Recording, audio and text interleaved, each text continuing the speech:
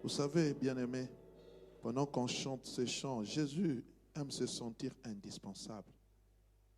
J'aime Pierre et Jean, alors qu'ils allaient au temple pour louer et adorer Dieu, ils vont voir un paralytique qui était assis depuis des années à la porte de Belle. Chaque jour, on venait pour le placer à la porte pour qu'il mendie, parce que c'était son rôle. Il était infirme, il n'avait pas de travail. Et la Bible dit, Pierre et Jean, les regardant, le paralytique s'attendant à recevoir de quelque chose. Il dit, nous n'avons ni or, ni argent, mais ce que nous avons, nous te le donnons. Nous n'avons pas d'or, nous n'avons pas d'argent. Quand Jésus est indispensable, quand Jésus est essentiel, alors le miracle arrive. C'est pour cela qu'il faut magnifier Jésus.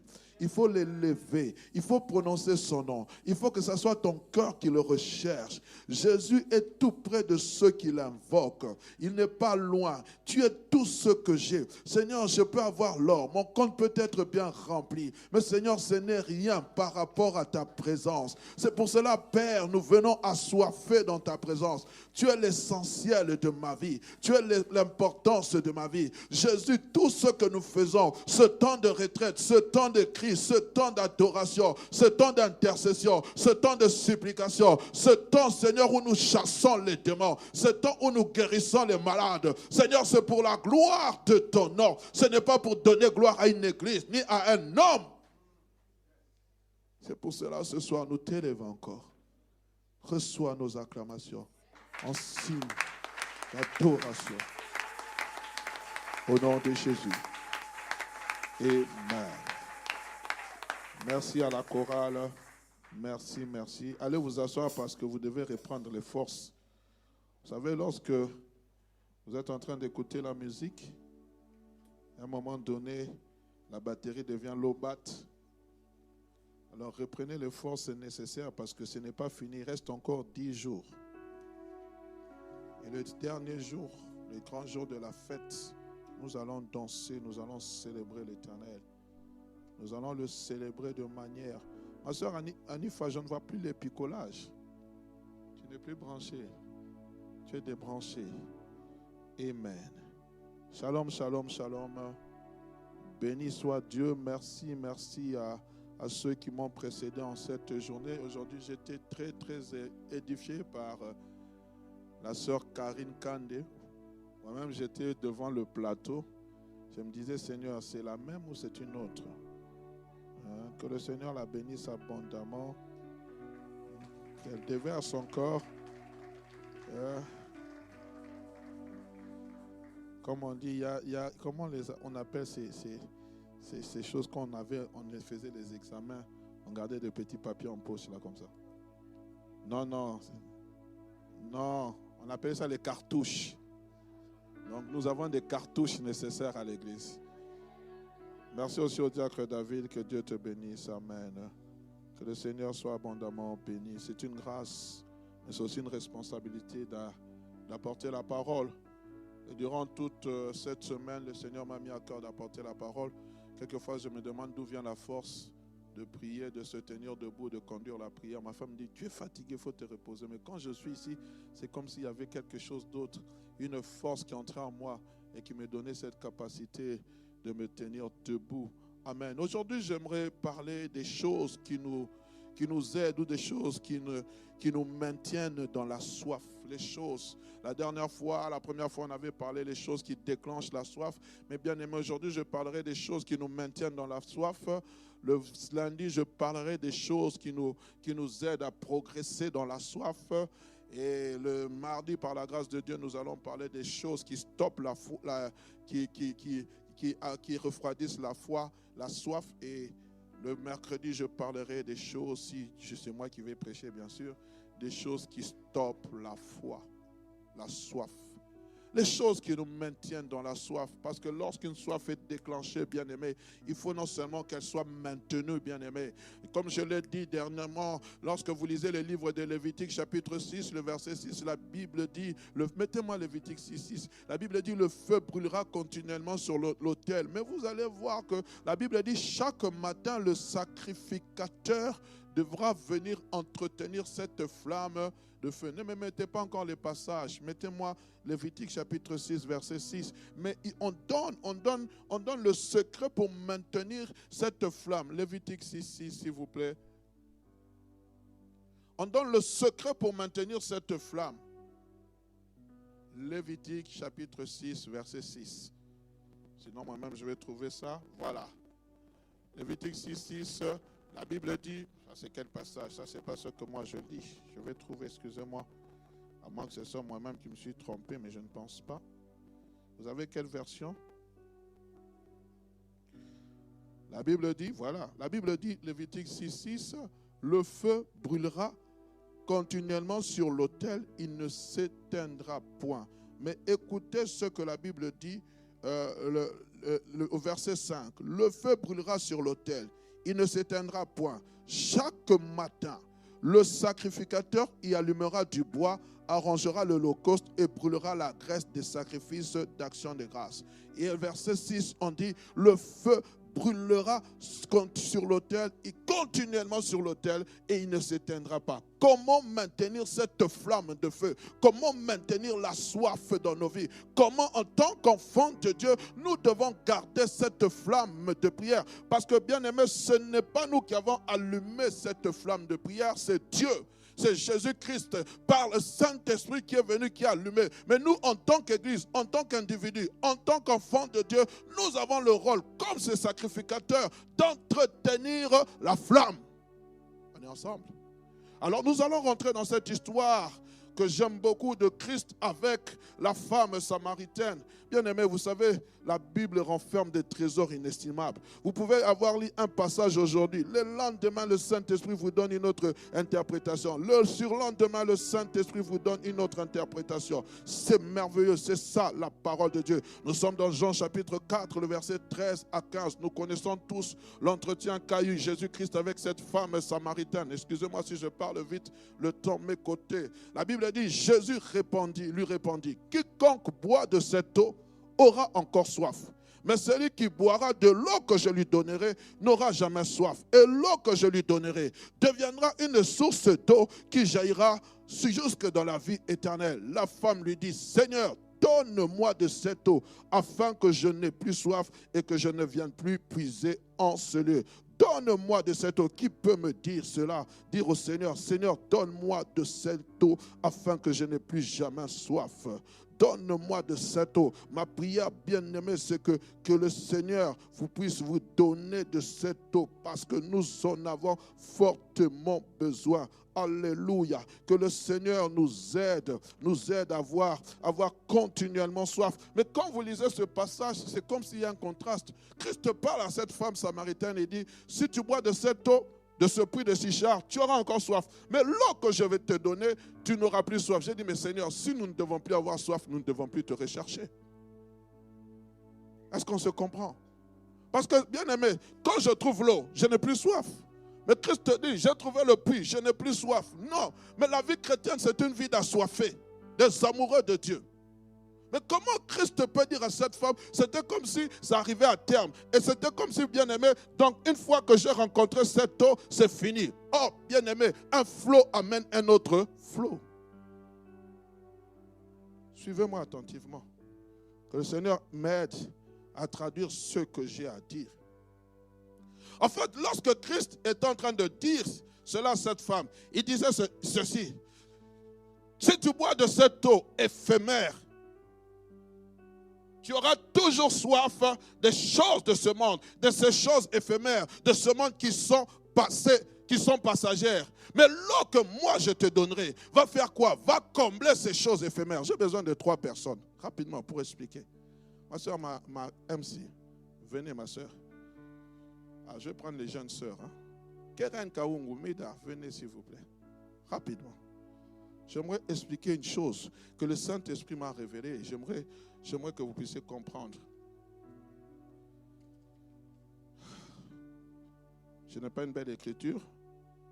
Veuillez m'excuser. Keren Kaungu, désolé, tu vas faire la femme samaritaine. Et la femme samaritaine est devenue évangéliste. Mets-toi là, s'il te plaît. Mets-toi là au début. Présente-toi. Voilà. La femme samaritaine vient au puits de Sichar. Elle a soif. Soif de mariage. Soif des enfants. Soif de travail. La liste est longue. Elle a soif. Elle vient puiser tous les jours dans ce puits-là. Elle vient puiser de cette eau tous les jours.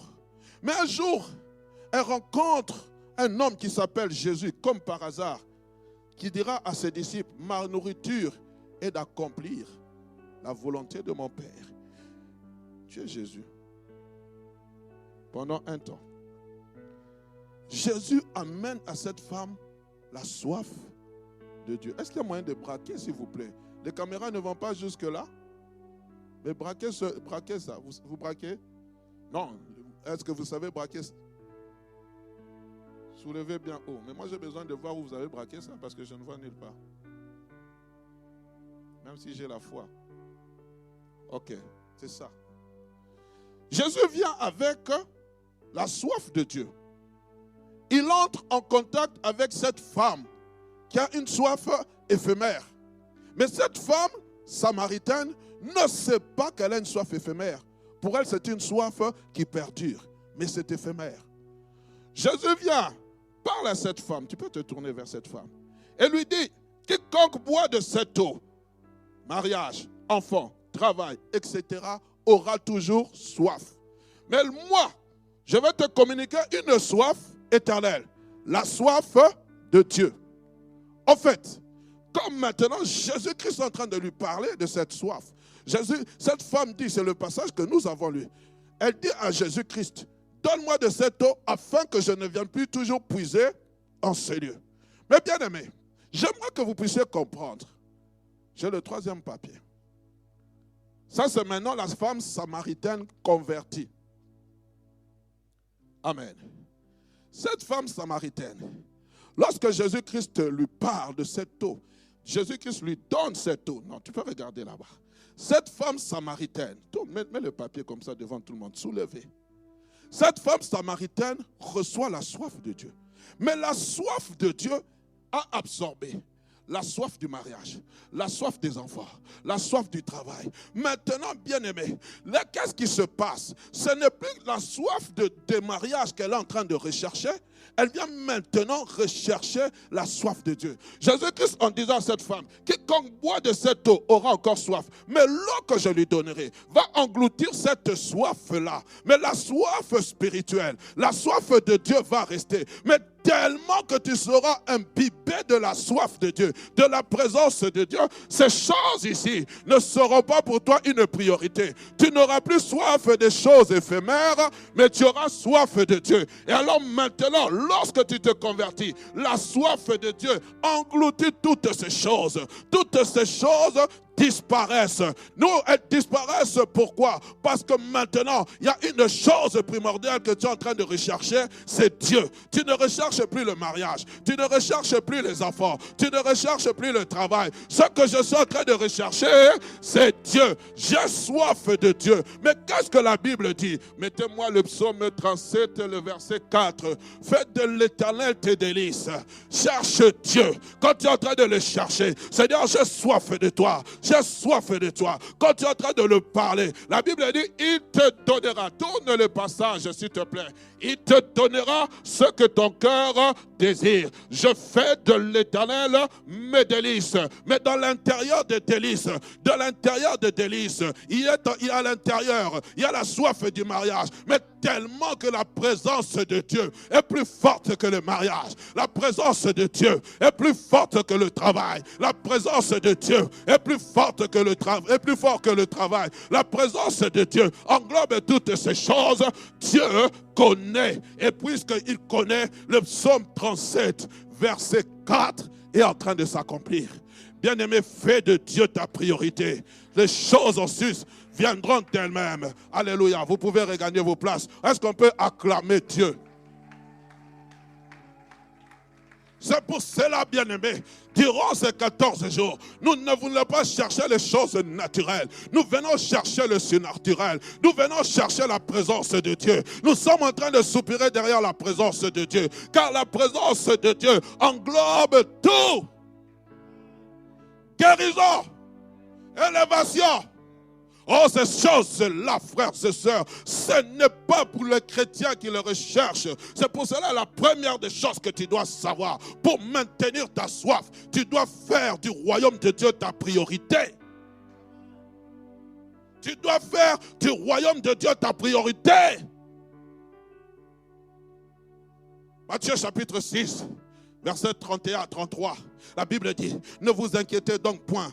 Et ne dites pas, que mangerons-nous, que boirons-nous, de quoi serons-nous vêtus? Car toutes ces choses, ce sont les païens qui les recherchent. Les gens qui ne connaissent pas Dieu, les gens qui n'ont pas de foi, les gens qui s'inquiètent des lendemains, les gens qui sont prêts à faire des crocs en jambes, d'empoisonner, de mettre des bâtons de roue dans son prochain. Mais nous, enfants de Dieu, votre Père sait de quoi vous avez besoin. La Bible dit, votre Père Céleste sait que vous en avez besoin. Il le sait. Donne-moi un amen. Il sait. Il sait, ma soeur, que tu as besoin d'avoir un enfant. Il sait, couple, que vous avez besoin d'avoir un enfant. Il sait que pour sortir de ce problème de galère, que tu as besoin de trouver un travail. Il sait toutes choses. Mais qu'est-ce qu'il dit? Cherchez premièrement le royaume des cieux. Le problème que nous avons dans l'église, c'est que nous n'avons plus fait du royaume des cieux notre priorité. C'est pour cela que nous n'avons plus soif. Nous sommes comme cette femme samaritaine. Oh, hier, je parlais avec une sœur, excusez-moi, je ne vais pas citer son nom. Elle passe des moments difficiles. Je connais, c'est une personne que je suis depuis des années. Et le Seigneur a permis que malgré qu'elle n'ait pas de titre de séjour, d'avoir un travail, un CDI, un CDD, un contrat à durée déterminée, en attendant que sa situation se régularise. Mais hier, pendant que je parlais avec elle, elle était en train de se plaindre. Oh, Dieu ne me connaît pas. J'ai dit, maman, tu commets l'erreur? Il y a des Belges qui ont les papiers, qui vivent dans ce pays, nés et grandis, qui sont reconnus par le registre national belge, qui n'ont même pas de maison, qui n'ont même pas de travail, qui sont chaque jour allés à se pointer devant le CPS, même quelquefois même pas devant le CPS, devant même dans la soupe populaire. Toi, on t'a donné un travail, tu ne veux même pas reconnaître la main de Dieu dans cette chose. C'est ça le problème que nous avons. Nous sommes des insatisfaits éternels. Dieu te montre il te montre sa main, il te montre la paume de sa main. Oh non, ce n'est pas suffisant. Il fallait que tu me montres toute sa main. Commence d'abord par le bénir pour la paume de la main qu'il t'a montrée. On est ensemble. Nous devons apprendre à faire du royaume de Dieu notre priorité, bien-aimé, des intérêts de Dieu. C'est ça, bien-aimé, qui va commencer à maintenir ta soif. Quand le royaume de Dieu n'est plus une priorité, même pour l'Église, l'Église perd sa vision, l'Église perd sa soif. Pourquoi? Parce que Christ, Dieu a dit, invoquez-moi et je vous répondrai. Cherchez, vous trouverez. Frappez et l'on vous ouvrira. Aujourd'hui, combien de gens cherchent Dieu? Combien de gens cherchent la priorité du royaume? Combien d'entre nous cherchons la volonté de Dieu, à pratiquer sa volonté? On est venu voir Christ parler avec une femme samaritaine. Les disciples n'ont pas compris. Ils ont dit, mais Seigneur, tu ne sais pas qu'il est interdit de parler aux femmes samaritaines. Tu ne le sais pas. Mais pourquoi tu le fais? Pourquoi tu le fais? Oh, qu'est-ce qui s'est passé? Elle t'a donné la nourriture. Oh, si j'étais à la place des disciples, j'allais faire sortir un 10e don, le don de soupçon. Maître, Dis-nous seulement, non? Nous sommes entre nous. Nous sommes entre nous. Dis-nous seulement. Ce n'était pas une faiblesse de la chair. Non. Écoutez ce que Christ dit à ses disciples. Il dit, ma nourriture. Ma nourriture. Ma nourriture. Il dit, j'ai à manger une nourriture que vous ne connaissez pas. Les disciples se disaient donc les uns les autres, quelqu'un lui aurait-il apporté à manger? Peut-être Jésus nous a chassés. Dans les quelqu'un-là, on soupçonnait peut-être la femme samaritaine. Jésus leur dit, ma nourriture est de faire la volonté de celui qui m'a envoyé et d'accomplir son œuvre. Voilà ma soif. Voilà mon désir. Voilà mon désir. Je n'ai pas un autre désir. Oui, certes, j'ai faim d'une faim physique. Je suis fatigué physiquement parce que j'ai fait un travail. Mais lorsque je suis devant une âme, lorsque je suis devant quelqu'un où je sais que c'est une occasion pour le salut, que faire de la nourriture? Ma nourriture, c'est de faire la volonté de celui qui m'a envoyé. De faire du royaume de Dieu, de mon Père, une priorité. Église de la borne, l'année prochaine, en l'an 2022, bien aimé, le royaume de Dieu doit être notre priorité. On a trop longtemps prié pour le mariage. C'est quoi? Je ne suis pas contre. C'est bien. À un moment donné, où sont passés les passionnés? J'en parlerai quand je parlerai le lundi sur les choses qui font grandir notre soif. Où sont passés ceux qui prient pour que Dieu sauve la Belgique? Dieu délivre la Belgique. Où sont passés ceux qui prient pour que Dieu sauve les âmes, pour qu'il attire les âmes à Christ? Où sont passés les véritables intercesseurs? Où sont passés les véritables hommes et femmes qui fléchissent les genoux afin que le feu du réveil, qu'ont connu nos pères spirituels, le pasteur Jacques-André Fernaud, qu'ont connu ces gens du réveil? Où sont passés ces gens qui peuvent passer une nuit, pas pour prier pour le mariage, pas pour prier pour un travail, pas pour prier pour un je ne sais pas quoi. Ils viennent simplement prier pour qu'il y ait un feu qui soit maintenu, que le feu embrase la Belgique. Où sont passés ces gens? Écoutons nos prières. L'intérêt de Dieu n'est plus. Au nom de Jésus.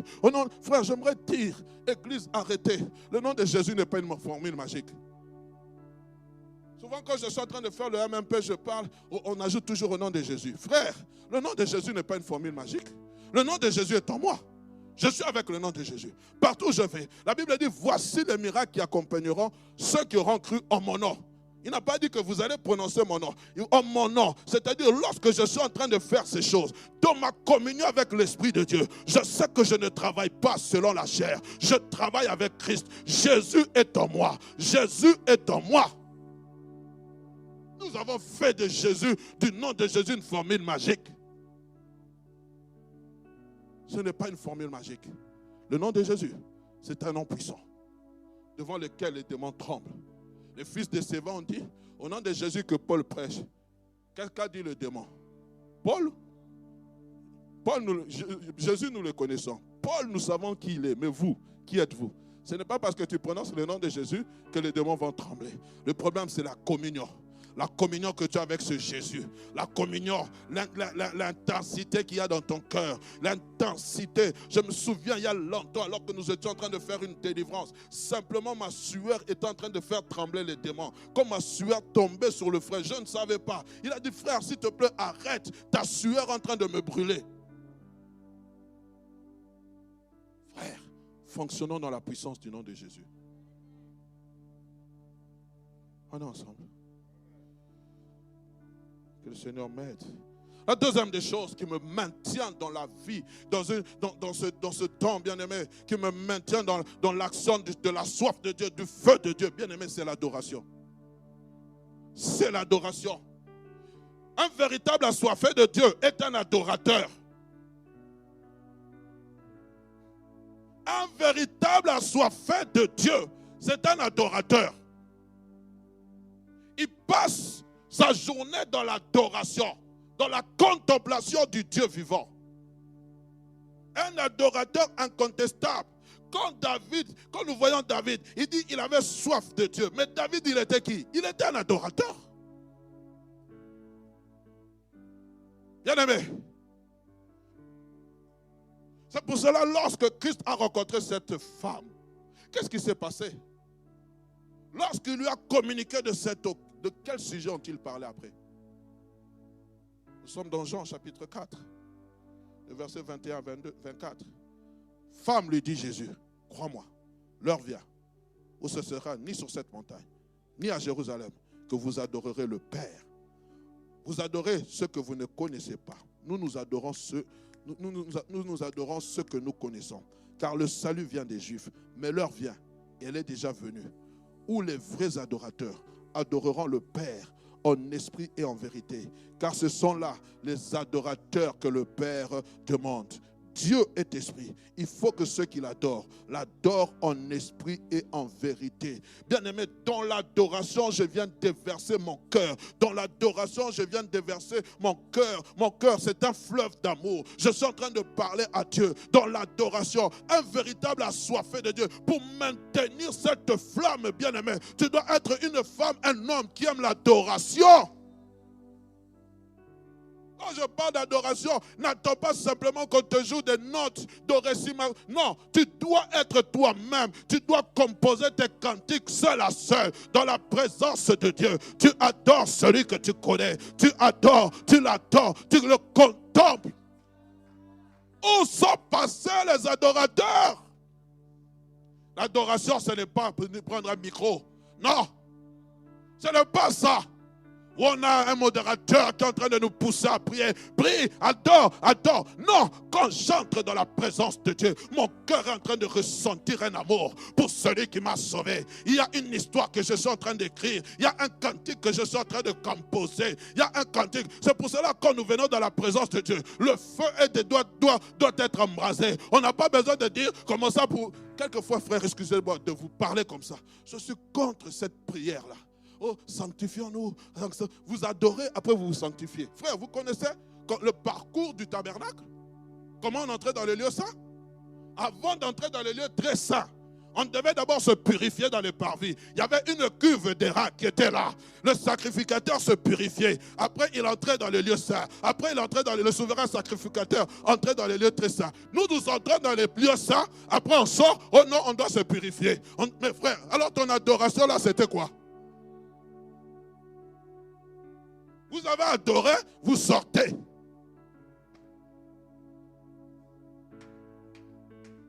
Tu es venu dans la présence de Dieu sale. Et puis tu te rends compte, hé papa, j'ai oublié, je vais me purifier. Et puis tu reviens.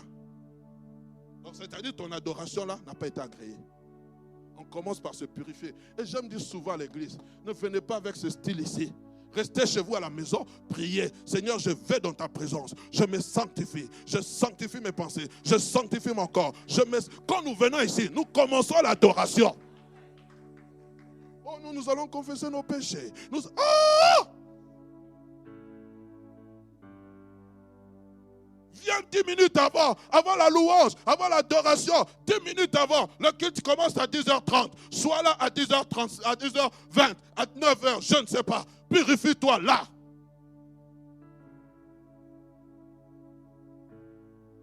Tu veux me faire confesser un péché que je n'ai pas commis?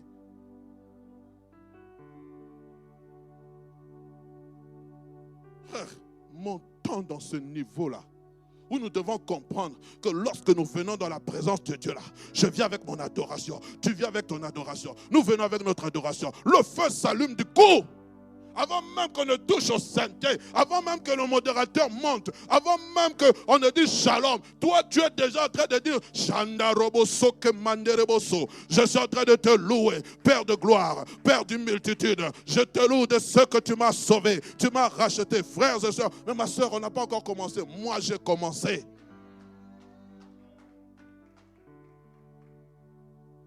Donc, pasteur, on ne doit pas confesser nos péchés. Si. Mais apprenez à le faire individuellement. Apprenez à maintenir votre flamme de prière vous-même. La Bible dit, bien aimé, nous avons le Saint-Esprit qui nous convainc. La Bible dit, il convaincra quoi? De pécher. Quand tu pêches, le Saint-Esprit te convainc. Donc toi, tu attends seulement de venir dimanche au culte pour venir confesser le péché. C'est pour cela que nous avons des cultes lourds.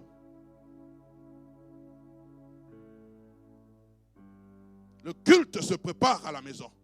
Le culte se prépare à la maison. Avant de venir faire le culte du dimanche, je fais mon culte personnel. Même 10 minutes avant de venir, je prends 10 minutes, je me prépare. Je ne sais pas si Ça fonctionne? Aidez-moi s'il vous plaît.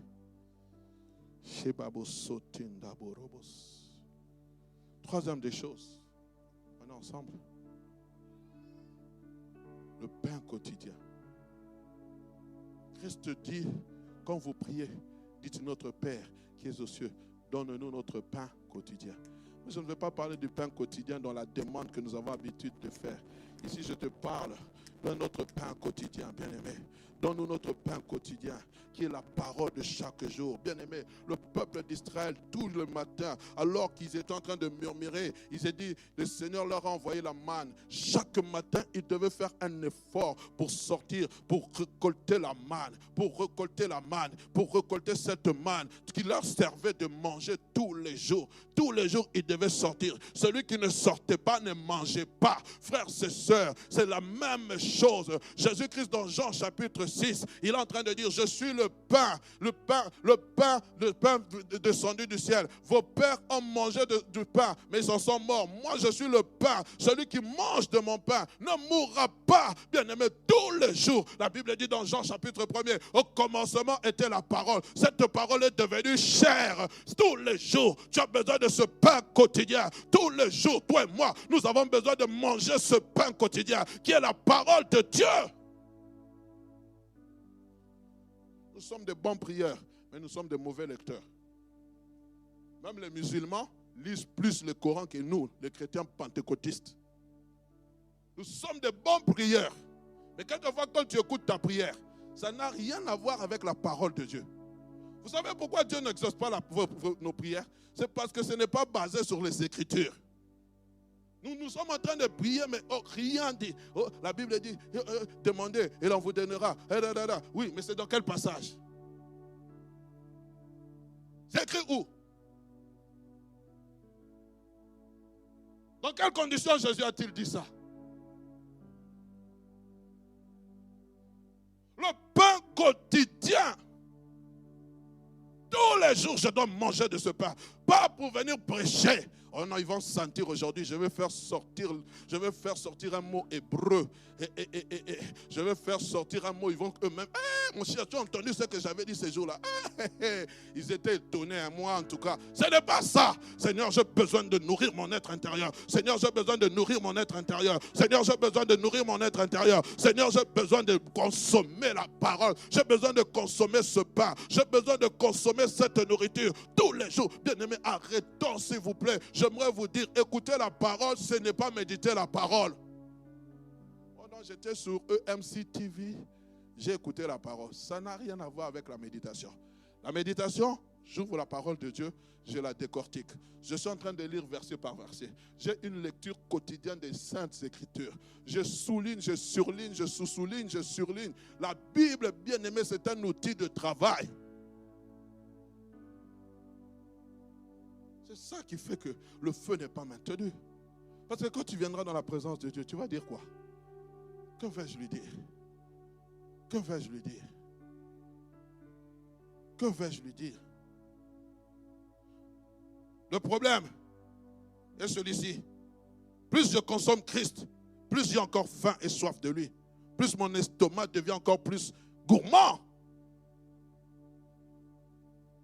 Christ dit à cette femme, celui qui boit de cette eau aura encore soif. Mais celui qui boira de l'eau que je lui donnerai n'aura plus jamais soif. Frères et sœurs, quand tu goûtes à la parole, my God, il y a des jours où quand je lis la parole, j'ai envie de m'arracher les cheveux. Je dis, waouh, quelle profondeur. Parce que bien aimé, un autre flot amène un flot appelle un autre flot. Une profondeur amène encore une autre profondeur. Quand tu es en train de dévorer la parole de Dieu, l'Esprit de Dieu va encore t'amener dans une profondeur de la révélation. Il va encore t'amener à comprendre les Écritures. Il va encore t'amener à comprendre les Écritures. Plus tu passes du temps avec... Une fois, bien aimé, je prie que l'Esprit encore me... J'ai passé une journée simplement à étudier les livres des Hébreux. C'est pour cela que je suis venu, j'ai donné pendant 11 jours. Je n'ai parlé que des livres des Hébreux. J'ai dit, préparons notre Pâques. Mais il y avait des profondeurs dans ces Écritures. Quand je dormais, j'ai lu. Le Seigneur m'écrit me disait quelque chose. J'écrivais. Moi-même, j'étais en train de dire, Seigneur, est-ce moi ou une autre personne? Parce que l'Esprit de Dieu fonctionne avec celui qui a soif des Écritures. L'Esprit de Dieu, la Bible dit, il connaît les profondeurs de Dieu. Il viendra vous annoncer toutes choses. Il fonctionne avec celui qui a soif des Écritures. Tous les jours, j'ai besoin de connaître ce Dieu-là. Tous les jours. Et j'ai besoin de le connaître dans une autre facette. Si aujourd'hui, je le connais comme le Dieu qui guérit, demain, je vais le connaître comme le Dieu qui pourvoit. Demain, je vais le connaître comme le Dieu qui console. Après demain, je vais le connaître comme le Dieu d'amour. C'est comme cela. Écoutez ce que le psalmiste dit. Psaume 119, verset 148. Je devance l'aurore, je devance l'éveil et j'ouvre les yeux pour méditer ta parole. Aujourd'hui, nous avons la parole dans les tablettes. Quelquefois, j'aime délaisser la tablette pour rentrer dans les vieilles écritures. Ou permettez-moi de temps en temps, en fait, vous tournez la page. Tu es en train de souligner. Tu sens le papier en train d'être froissé. J'aime quelquefois prendre toutes les versions de la Bible que j'ai. Parce qu'aujourd'hui, tu sais cliquer ça. Tchac, tchac. Toutes les versions de la Bible. La table est remplie. Tu es en train de lire. Tu es passionné de ces choses. On est ensemble. C'est pour cela, frère, quelquefois je suis triste. On a des études bibliques. Peu de personnes viennent. Mais la prière s'est remplie. Si je dis seulement 3 jours de jeûne où nous allons déloger les démons, full option. Et si je dis seulement 3 jours où nous allons parler de commencement était la parole. Ah, pasteur, c'est pour cela que nous ne sommes pas forts dans la prière. C'est pour cela, même lorsque nous sommes en train de prier, à un moment donné, notre rythme diminue. Pourquoi? Parce que nous ne savons pas nous baser sur la parole de Dieu. Quatrième des choses. On est ensemble. Et le temps est en train de filer tellement vite. Avoir un cœur disponible. Avoir un cœur disponible. C'est-à-dire un cœur sensible qui désire à chaque fois la présence de Dieu. Samuel n'aurait pas désiré la présence de Dieu. Dieu ne lui aurait pas révélé certaines choses. Un cœur disponible, un cœur malléable, un cœur qui chaque jour veut s'approcher de Dieu. Même lorsque ce n'est pas le moment opportun, mais tous les jours, un cœur qui est prêt même dans la voiture, à prendre même 2 secondes à dire, oh Seigneur, je te loue, je te rends grâce. Un cœur sensible, un cœur qui soupire, même dans la voiture, là, qui est là en train de le louer. Un cœur qui aime la présence de Dieu, un cœur disponible. J'aime ce que Dieu dit à Ézéchiel chapitre 36, le verset 27 à 28. Il dit, je vous donnerai un cœur nouveau. Je mettrai en vous un esprit nouveau. J'ôterai de vos cœurs le cœur de pierre. Dans d'autres versions, on dit le cœur insensible. Le cœur insensible. Je vous donnerai un cœur de chair, un cœur sensible. Et il dit, je mettrai mon esprit en vous. Je ferai en sorte que vous suiviez mes ordonnances et vous observiez et pratiquiez mes lois. J'ôterai le cœur insensible. Il faut avoir un cœur disponible. Bien-aimé, au temps de Samuel, il y avait Élie. Au temps de Samuel, il y avait les fils d'Élie. Au temps de Samuel, il y avait des hommes et des femmes. Au temps de Samuel, il y avait des vieillards et des jeunes hommes. Mais au temps de Samuel, il n'y avait pas de cœur disponible. Pour cela, la parole était rare. C'est pour cela les visions étaient peu fréquentes. Oh Jésus, j'aime quand quelqu'un me dit, pasteur, j'ai dormi. Voici ce que Dieu m'a montré. Pasteur, j'ai dormi. Voici ce que Dieu m'a montré. J'aime ça parce que même lorsqu'il dort, son cœur est dans la présence de Dieu. Son cœur est dans la présence de Dieu. Il ne dort pas, il ne voit pas qu'on vient l'étrangler. Il ne dort pas, il ne voit pas. Non, son cœur est là où il y a le cœur de Dieu. Et Dieu, oh my God! J'ai rêvé hier, même pas hier, ce matin, tellement que mon cœur était emballé par le moment que nous avons passé dans la dévotion matinale. Le matin, le Seigneur m'a montré certaines choses. Je ne vais pas toutes les dire, il y a des choses qui me concernent. Mais il y a une des choses qu'il m'a montré. Permettez-moi de dire, maman Laetitia, pardonnez-moi. J'ai vu le frère Patrick tenir la main de la sœur Harmonie. Et le Seigneur m'a fait comprendre que la prière en binôme est importante. La semaine prochaine, nous allons prier 2 à 2. Parce que Dieu parle tantôt d'une manière, tantôt d'une autre. Il y avait une personne qui m'avait parlé de ça, mais le Seigneur m'a montré. C'était comme si la sœur était à l'entrée, ils se tenaient main dans la main, ils étaient en train de prier. Le Seigneur m'a dit, faites la prière en binôme. Il y a quelque chose qui va se passer. Retrouvez-vous 2 à 2, priez. Et ne priez pas seulement avec les personnes avec lesquelles vous avez l'habitude de prier. Cherchez une personne avec laquelle vous n'avez jamais prié. Quand je dis, ce n'est pas 10 minutes que nous allons passer ici. Non, dites-la toute cette semaine, on va prier ensemble. Pas autre chose. Pas autre chose. Nous avons commencé le jeûne. Aujourd'hui, nous sommes au 4e jour. 5e. Je ne le dis pas pour me glorifier. Nous avons commencé une semaine avant. Nous sommes à 25 personnes. Mais ce que j'aime, à un moment donné, j'étais en train de conduire la prière, puis j'ai eu à cœur de faire le relais à tout un chacun. Tu vas conduire la prière. Tu vas conduire la prière. Tu vas conduire la prière.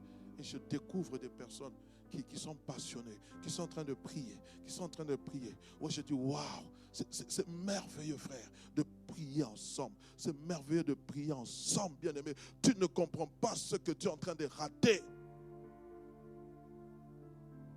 C'est pour cela, la 5e et dernière des choses qui est importante pour maintenir le feu de l'esprit, c'est la communion des saints.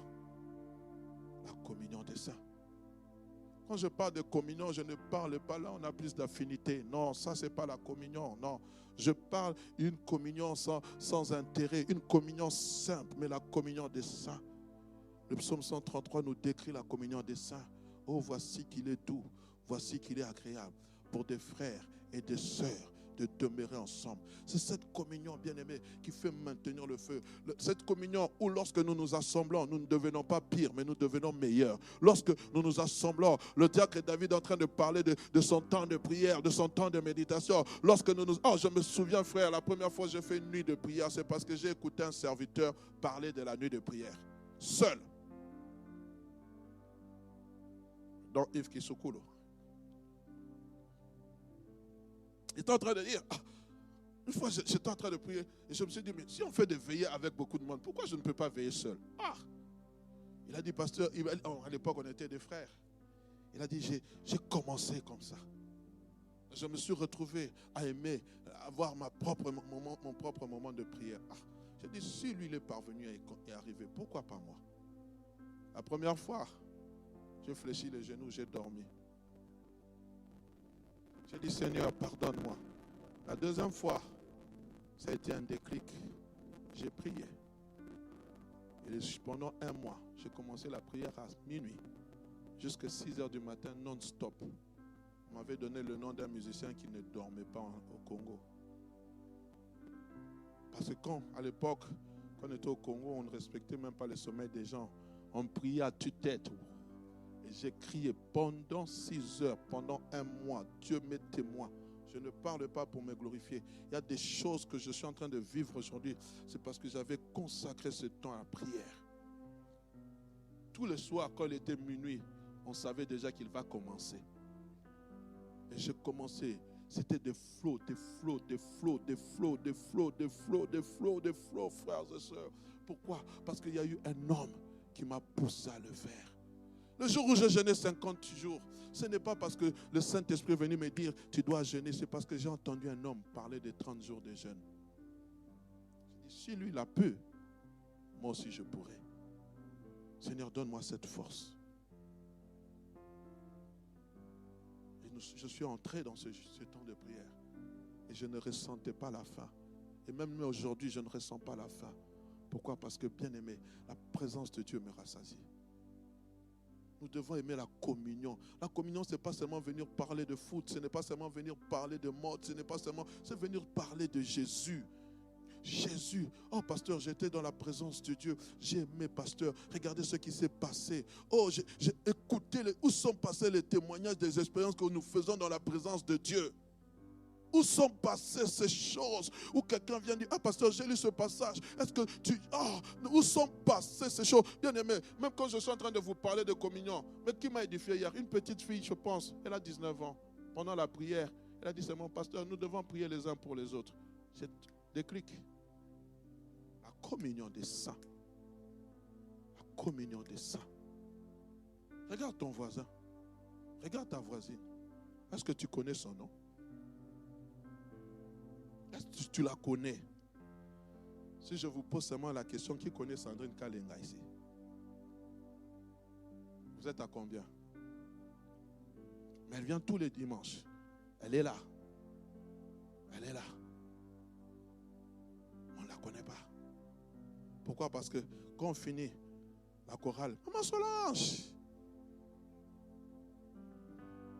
Ce sont des choses que nous vivons. Les intercesseurs entre eux, les saintetés de l'Éternel. Les codimes entre eux, les tantines et les tantons. On a fait des petits groupes. Alors une Sandrine là va passer, personne ne la salue. Heureusement qu'il y a quelqu'un qui peut l'attraper et parler avec elle. La communion des saints. Quand un nouveau vient, qui s'intéresse? C'est seulement non, les conseillers vont parler avec vous. Les conseillers parlent mécaniquement, ils parlent. Il vient le deuxième dimanche, on ne s'occupe plus de lui. Le troisième dimanche, on ne s'occupe plus d'elle. Quand il y a deuil, on cite le nom, mais non, on ne la connaît pas. Elle vient, ce n'est pas la question de connaître, la communion des saints.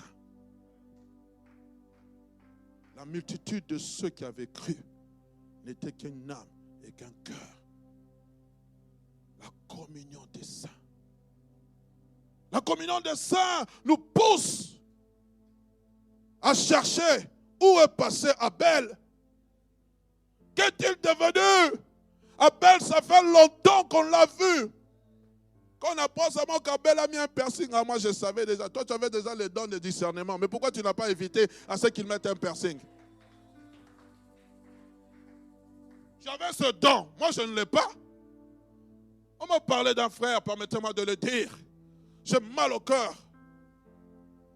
Il était ici. On l'appelait président. Président. Paraît-il qu'il avait reçu une prophétie qu'il deviendrait président. Puis une fois, je vois une maman qui vient me dire, pasteur, j'ai vu ce frère avec un piercing à l'oreille. Qui le cherche? Qui d'entre vous le cherche? Qui? Et quand on va le voir, on sera le premier à lui jeter la pierre. Mais qu'est-ce qui s'est passé dans son cœur? La communion des saints.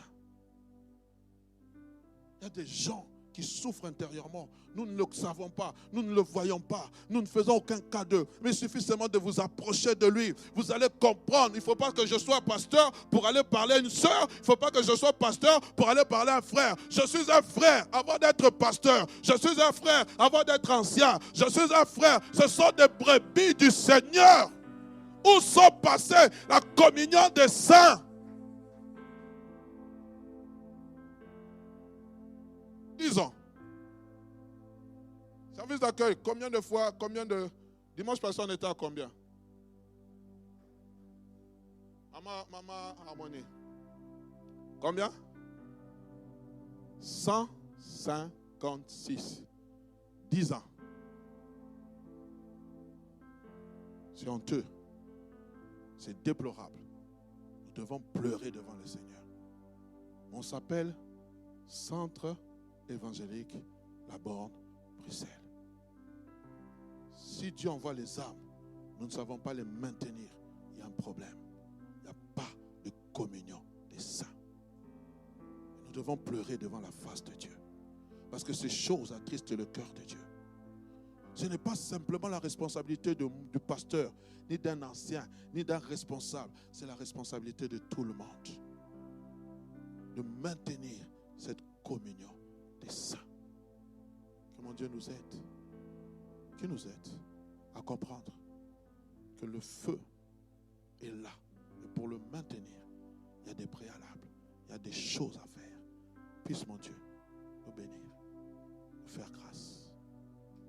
Qu'il nous aide à comprendre.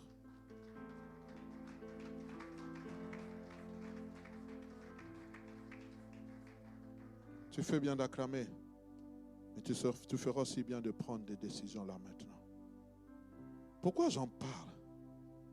Parce que le Seigneur m'a donné une vision pour l'année prochaine. Une année où, permettez-moi, je peux même déjà donner le terme, l'année d'élargissement. pour élargir, il faut préparer le peuple qui est à l'intérieur. Parce que lorsqu'on élargit, on accueillera des gens de toutes sortes. On devra les supporter. Ils n'auront pas le même tempérament que toi. Ils n'auront pas la même ardeur de prière que toi. Ils n'auront pas le même respect des choses sacrées que toi. Mais tu devras le supporter jusqu'à ce qu'ils deviennent parfaits, jusqu'à ce qu'elles deviennent parfaites. Tu devras l'entretenir jusqu'à ce qu'ils deviennent parfaits. Je suis venu à Christ, j'étais un fumeur invétéré. L'église que j'avais fréquentée, qui s'appelait la Borne Bruxelles, ne prêchait pas sur la cigarette, j'étais content. Ça ne prêchait pas sur les boîtes de nuit, j'étais content. Ça ne prêchait pas sur les femmes, le copinage, j'étais content. Mais ce que j'aime, c'est que cet homme prêchait la parole de Dieu. Quand la parole de Dieu a touché mon cœur, ce n'est pas parce que j'avais entendu de laisser la cigarette, ce n'est pas parce que j'avais entendu de laisser les copines, j'ai entendu la parole. La force de cette église sera la parole. La parole pure, la parole véridique, la parole sincère, la parole qui vient du fond du cœur. Lorsqu'elle est prêchée avec amour, qu'un impudique vienne, qu'on parle de l'impudicité ou pas, on parle simplement de l'amour de Christ. Il va laisser tomber l'impudicité parce que l'amour de Christ va le saisir. L'amour de Christ va le saisir. Lorsque Christ a parlé à cette femme de Samaritaine, il ne lui a pas dit, toi tu es impudique, tu es un mari, tu es pécheur, tu vas aller en enfer. Il lui a parlé de la soif. Elle a dit, donne-moi de cette eau. Christ a dit, bon, si tu veux cette eau, appelle-moi ton mari. Je n'en ai pas. Alors Christ a parlé maintenant du nœud du problème. Soyons sages, Église de Dieu. J'ai invité le diacre Gauthier à conduire ce temps de prière. Avant de conduire ce temps de prière, je lance l'appel. Demain, nous sommes en cellule pour le service de guérison, de délivrance. Préparons cela. Préparons cela en prière. Le feu est là et Dieu va agir puissamment. Dieu va délivrer, Dieu va guérir, Dieu va restaurer. Dieu fera ce qu'il a prévu de faire. Que le Seigneur vous bénisse. Nous allons passer même 5 minutes de prière. Il est déjà 20h moins. Demeurons dans la présence de Dieu. Dans le nom de Jésus.